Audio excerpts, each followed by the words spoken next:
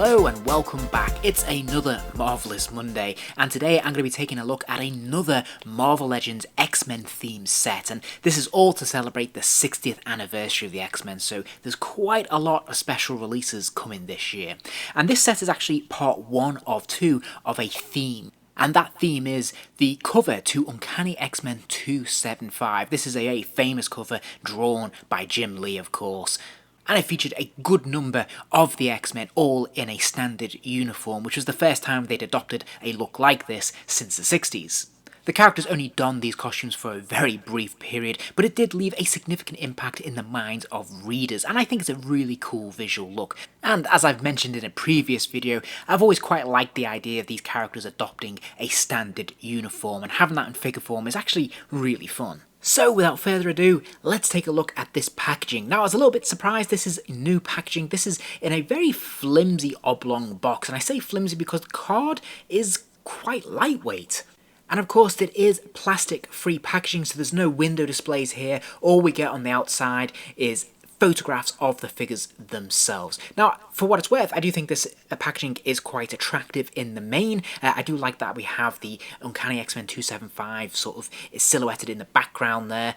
And of course we have the figures up front and centre looking very bright and colourful. So I think this looks pretty good. I'm not overly impressed with the black borders. I don't really like that approach. It's very minimalist and it just seems to lack a little bit of colour, but as I said, we have a really nice striking image here, which I think is pretty presentable.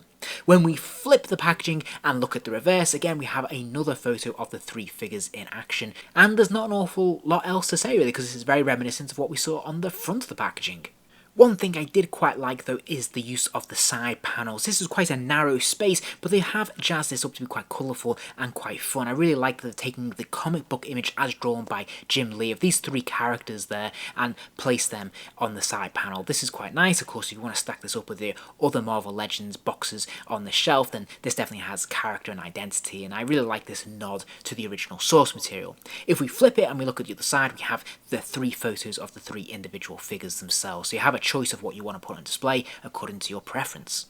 And then just to note, on the very top of the packaging there is the 60th anniversary logo as well. The box does open from the side panel, so when we lift that up we can slide out the inner card inlay, which is much sturdier, I'm pleased to say, than the outer packaging. It's no secret I'm not a huge fan of this approach to the packaging. I much prefer having the plastic casings to really securely hold my figures in position where I can be confident no damage is going to come to them. I don't like the mini rice paper baggies with the accessories in. There's no real place to store them. They feel a little bit tenuous and a bit loose. And just getting access to the figures, let alone putting them back into the packaging once you're finished, is a bit of a faff to say the least. So let's start off with the Gambit. Now, we've had a couple of Gambits across the years in the Marvel Legends line, but we haven't had that many, and it's been quite a while since we had a significant update or variant. And it's a little difficult to tell without having the other figures in hand to compare it against, but I do think that this is a brand new head sculpt for the character. All the key features are subtly different, and the hairpiece seems to be completely brand new. Now, I have to say, I think this is probably the best sculpt I've seen of Gambit. I really like this expression on his face. His proportions seem really accurate, and I think they've done a really nice job of bringing the character to life here. Likewise, the paint taps are nicely applied, and I think they've done a pretty solid job all through. I can't confirm 100% whether we've seen this body mold before, but I feel like we have, so I don't think that this is new per se, but I think this works really very well for Gambit. I do like the proportions of it. You know I'm going to comment on those butterfly wing joints. I love them. I think that's fantastic. And I think all in all, this looks really good. Now, there's not much in the way of paint apps on this. They are relying on the simple blue and yellow of the plastic. I think this works really quite well, though. This is very vivid, very bright and colourful, almost very similar to the animated series line, which I'm a huge fan of. So I really like the bright colours. I think this looks really striking and very colourful and looks really good. The belt, of course, is a separate plastic piece, so this is movable, and I think it looks really nice. It adds an extra dimension, extra depth and texture to this figure. He does come with several pairs of hands, but as you can see, there's nothing really new here. These hands have all been used on Gambit figures in the past, but as the saying goes, if it ain't broke, don't fix it. And yes, the legs, the boots, we've seen these before, certainly on numerous Cyclops figures in the past, but again, this works very well for this character, so I have no issue with this whatsoever. Looking at the articulation, there is a ball joint in the head that allows the head to spin all the way around. It can lean from left to right, and of course it will also nod up and down a pretty healthy distance because there is that peg there. Now I should point out that the collar is actually movable. This is an extra piece that's been added on there. Not a huge fan of this. I'd much rather they just re-sculpted the top of the neck, but hey, beggars can't be choosers. I already mentioned the butterfly wing joints. I love these. This is really fantastic for getting a huge range of motion out of those arms. There's a ball joint here as well, so of course the arms can lift up and out. There is a complementary bicep swivel, and there is a double joint at the elbow, allowing the arm to reach all the way back there. And there's also a pin swivel at the wrist, allowing that wrist to rotate all the way around and hinge forwards and backwards. He has a straight swivel at the waist, so he can spin from side to side. There's also an ab crunch there, so he can bend forwards and backwards. There's ball joints in the hips, so the legs will kick out. There's an upper thigh swivel there as well, and of course the legs will kick forwards, backwards, and there is a double joint at the knee there, so that lower leg can kick all the way back. And of course there's another swivel at the top of the boot here as well, which is really nice to see. And then finally there is that ankle pivot, allowing that foot to hinge forwards and backwards and rock from side to side. Gambit also comes with the most accessories in this set, including his satchel, his throwing aces hand, a spare hand, and an individual charged playing card. But let's not forget he also comes with his bow staff as well. I think these are all really cool accessories. Yes, we've seen them before, but they work really, really well. I love this hand that holds the individual charge card there. I think this is really effective and looks great on display. His bow staff, we've seen this before, but hey, it looks really cool. I'm really glad they bothered to include it here because they didn't have to, and I think this is really nice to have. And then of course we have his satchel. Now I think this might be a new piece. I don't think we've seen this before, but I could be wrong. But nevertheless, this is nicely sculpted, quite nicely painted for what it is, and it's a nice little extra to have. All in all then, I have to say I'm really impressed with this Gambit figure. I really like it an awful lot, so he's going to get the full 5 stars from me. I can't think of anything to criticise this figure. The articulation's great, the sculpting's brilliant, and the accessories are really fun, and he looks the part. It's like he's come off the comic book page, and that's what it's all about at the end of the day. So I love this figure. I think they've done a tremendous job. Next up we have Banshee, and I suspect for most fans buying this set, this is the figure they're most looking forward to getting their hands on. It's amazing to think that we've only ever had one Banshee in the Marvel Legends line in all these years, and it wasn't the best. It was from Hasbro's very early days holding the license, and yeah, they had a rough start to this line. And fans have long been clamouring for a reissue, and we finally have it. Okay, he's not in his traditional colours, but that doesn't bother me because I actually really like this colour scheme, as I've mentioned before, and I'm sure a reissue using this new body sculpt can't be far behind. So if we take a look at this head sculpt, we actually have 2 heads. This is the first. This is the one with the old mutton chops, the sideburns, and I think this looks really good. I think they've nailed this likeness. I really like the attention to detail here. The paint apps are really good as well. We have a wash running through the hair to give it that extra texture and detail, and it works an absolute treat. You'll also notice they've sculpted the collar for Banshee here as well, which is a really nice touch. But otherwise, this is the exact same body mold as we saw on the Gambit figure. There's no differences here at all. But there is one critical difference, and that of course is Banshee's wings.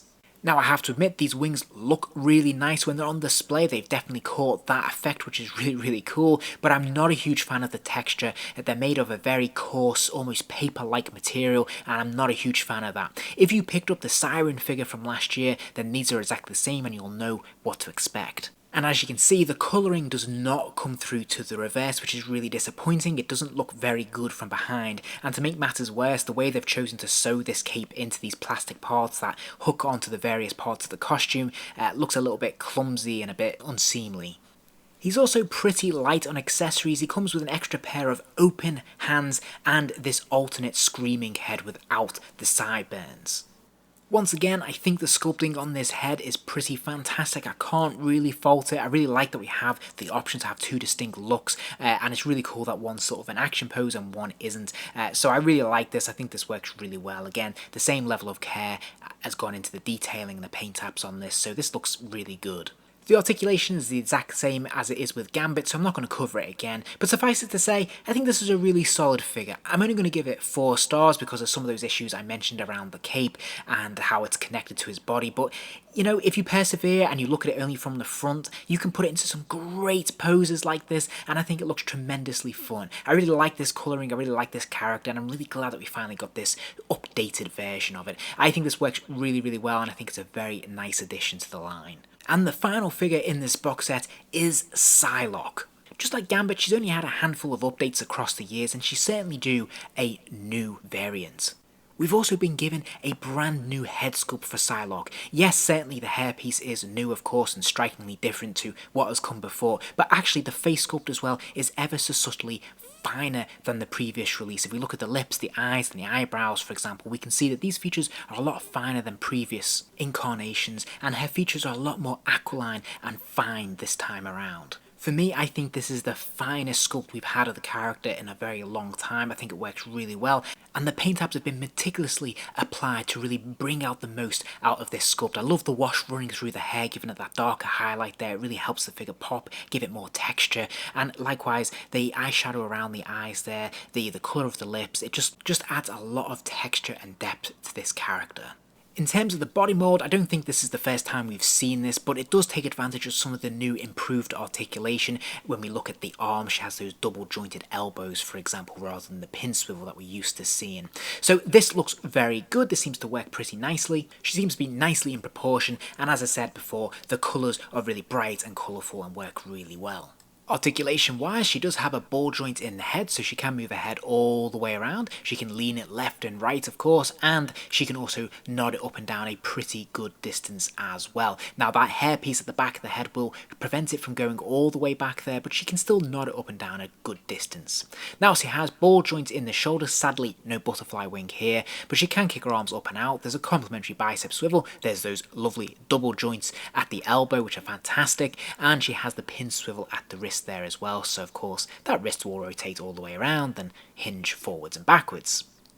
Now she has a ball joint in the torso as well, so that means she can move from side to side, she can lean left and right, and she can bend forwards and backwards. And as you can see, there's a pretty good range of motion here. As you'd expect, there's ball joints in the hips, the legs will kick all the way out to the side, there's an upper thigh swivel as well, the legs will kick forwards all the way, they'll kick backwards a little bit, and then there's the double joints at the knee, allowing those lower legs to kick all the way back there. Sadly, there's no boot cut this time around, but she does have the ankle rocker, so of course the foot will hinge forwards and it will also rock from side to side. She also comes with some recycled Psylocke accessories, including an open palm hand, a closed fist, her psionic dagger, and a sword and a psionic blast effect.